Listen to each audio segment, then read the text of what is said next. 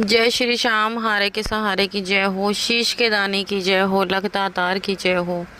दोस्तों, उम्मीद करती हूँ श्याम बाबा के आशीर्वाद से, श्याम बाबा की कृपा से आप और आपका परिवार कुशल मंगल होगा और बाबा श्याम की कृपा आपके परिवार पर और आप पर ऐसे ही हमेशा बनी रहे।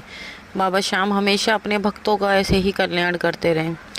दोस्तों, जो लोग मेरे वीडियोस को देख रहे हैं, जो नए लोग जुड़ रहे हैं, सबसे पहले वो हमारे चैनल को सब्सक्राइब कर बेल आइकन को ज़रूर प्रेस कर ले, क्योंकि हम लेकर आते हैं अपने चैनल पर श्याम बाबा से जुड़ी जानकारियाँ, श्याम बाबा के सत्य चमत्कार और बाबा श्याम के सत्य अनुभव, जो हम आप सभी लोगों के साथ शेयर करते हैं। तो चलिए दोस्तों, ज़्यादा देरी ना करते हुए वीडियो को शुरू करते हैं। वीडियो शुरू करने से पहले सभी भक्तों को जय श्री श्याम।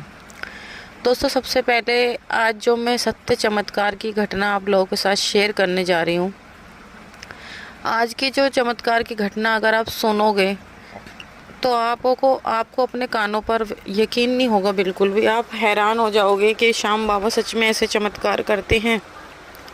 क्योंकि दोस्तों, जिन लोगों के साथ अभी तक बाबा ने कोई चमत्कार नहीं किया, उन लोगों को ऐसा लगता है कि बाबा कोई चमत्कार नहीं करते। लेकिन मैं आपको बता दूं, श्याम बाबा को आप एक बार दिल से मान के देखिए, बाबा श्याम चमत्कार करते हैं, 101% चमत्कार करते हैं।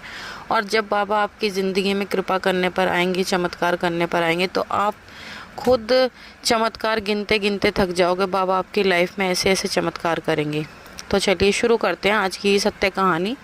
आज की जो कहानी है वो दिल्ली की रहने वाली ललिता जी की कहानी है। जी हाँ दोस्तों, ये जो ललिता जी हैं, करीब ये आपको मैं बता रही 2017 की कहानी है। 2017 की कहानी है, कोरोना काल से पहले की। तो ये जो ललिता जी हैं, इनकी शादी को करीब अब 25 से 30 साल हो चुके हैं। इनकी शादी को 25 से 30 साल बीत चुके हैं।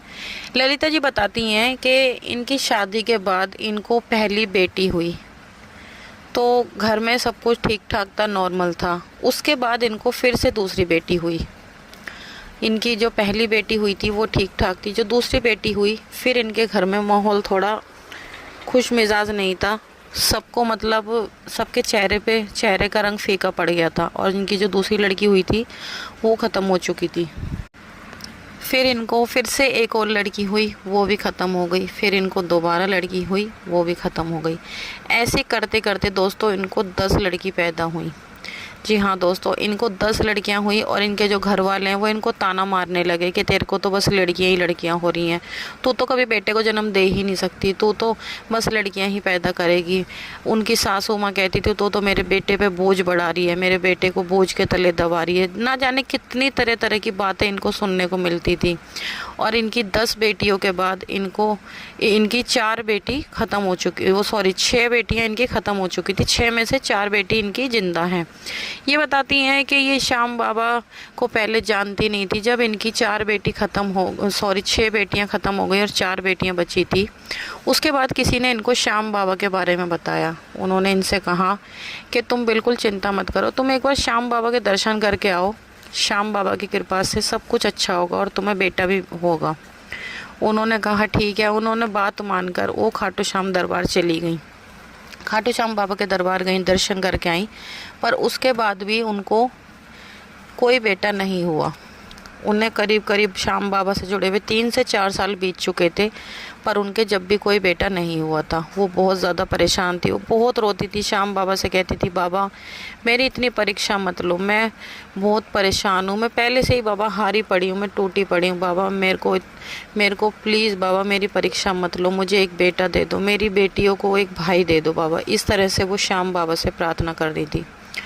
एक दिन जब वो खाटू श्याम जी गई तो खाटू श्याम से एक बाबा की छोटी सी तस्वीर ले आई।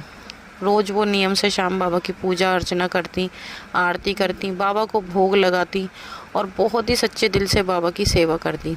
फिर एक दिन दशमी का दिन था, वो श्याम बाबा के दर्शनों के लिए जा रही थी।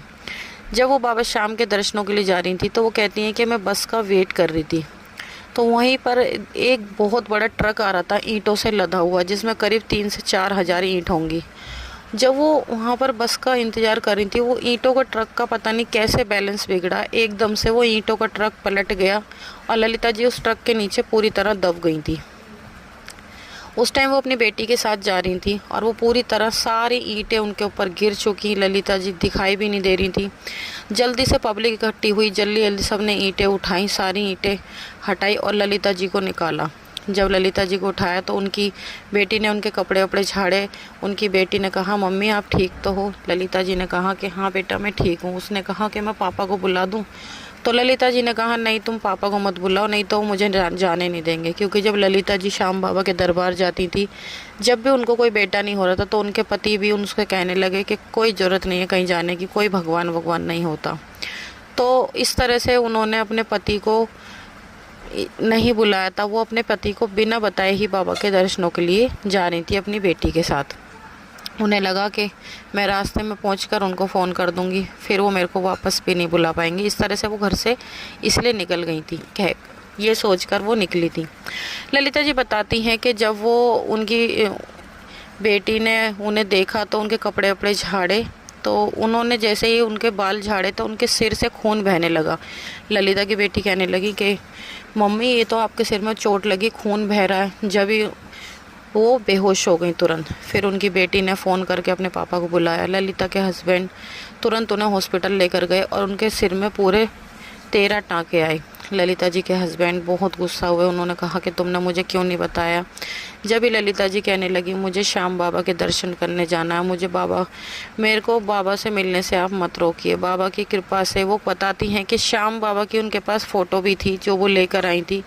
उसी फ़ोटो को लेकर जा रही थी और उस फ़ोटो पे ज़रा सा भी कुछ नहीं हुआ। और वो बताती हैं कि जब वो ईंटों के ट्रक के नीचे पूरी तरह दब गई थी, उनको कुछ नहीं हुआ, सिर्फ उनके सिर में चोट लगी, 13 टाँके आए, बाकी वो बिल्कुल ठीक थी। उनके साथ 2-3 लोग और दब गए थे। वो बताती हैं एक की रीढ़ की हड्डी टूट गई थी, एक की दोनों टांगें टूट गई थी, लेकिन बाबा श्याम की कृपा से वो बिल्कुल ठीक थी।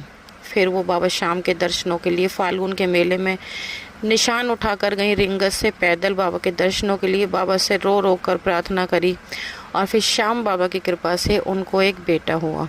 आज उनका बेटा 27 साल का हो चुका है। अभी 2025 दिसंबर में 4 दिसंबर को उनके बेटे की शादी है। वो बताती हैं कि आज मेरी ज़िंदगी में जो कुछ भी है वो श्याम बाबा की कृपा से है। उनकी चारों बेटियों की भी शादी हो चुकी है। वो कहती है मुझे खुद ये नहीं पता कि कैसे पैसे आए, कहाँ से आए। हमने किसी से 1 रुपये का कोई कर्जा भी नहीं लिया। पता नहीं कैसे बाबा ने क्या करा क्या नहीं करा, कहाँ से पैसों का ऐसा इंतज़ाम करवा दिया जो उनकी चारों बेटियों की शादी भी बहुत अच्छे घरों में हुई है और उन्होंने शादी बहुत धूमधाम से करी है। और अब हाल ही में वो अपने बेटे की भी शादी करने वाली हैं। और वो बताती हैं कि अब उनके पति भी बाबा श्याम को बहुत ज़्यादा मानते हैं और उनके सास ससुर भी श्याम बाबा को बहुत ज़्यादा मानते हैं। उनके घर में सभी लोग बाबा श्याम की पूजा करते हैं और अब वो हर महीने श्याम बाबा के दर्शनों के लिए जाती हैं। तो दोस्तों, जो लोग कहते हैं ना कि श्याम बाबा पर विश्वास करना बेकार है, श्याम बाबा चमत्कार नहीं करते, तो आप एक बार बाबा पर विश्वास करके देखिए, बाबा को आजमा कर देखिए। बाबा सच में चमत्कार करते हैं। सोचिए आप, जो 3000 ईंटों से लदा हुआ ट्रक अगर किसी व्यक्ति के ऊपर गिर जाए तो क्या उसकी बचने की गुंजाइश होती है? तो देखिए दोस्तों, ये एक चमत्कार है ना कि ललिता जी के ऊपर इतनी सारी ईंटें गिरी और आज वो बिल्कुल ठीक ठाक हैं। वो खुद कहती हैं कि मैं बाबा, मेरी ज़िंदगी में जो कुछ भी है वो श्याम बाबा की देन है। आज जो मैं जिंदी खड़ी हूँ वो अपने बाबा की कृपा से खड़ी हूँ। तो दोस्तों, आज की ये सत्य चमत्कार की घटना यहीं पर समाप्त होती है। अगर आपको अच्छी लगी हो तो प्लीज़ वीडियो को लाइक करें, शेयर करें, कमेंट बॉक्स में जय श्री श्याम लिखना बिल्कुल भी ना भूलें। कल मिलते हैं एक और नई ऐसी सत्य कहानी के साथ। जब तक के लिए सभी भक्तों को जय श्री श्याम।